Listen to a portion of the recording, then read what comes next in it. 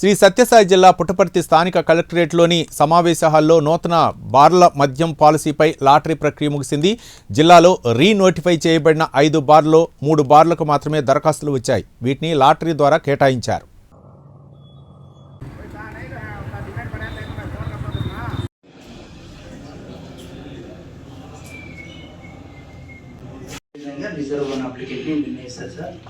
ఇప్పుడు తమరు అనుమతిస్తే ఆ పేర్లను కలిసి సీరియల్ నెంబర్ వైజ్ చెప్తాం sir.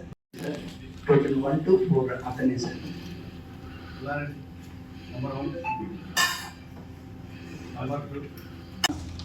Token number 2 Suragani Sai Prasad.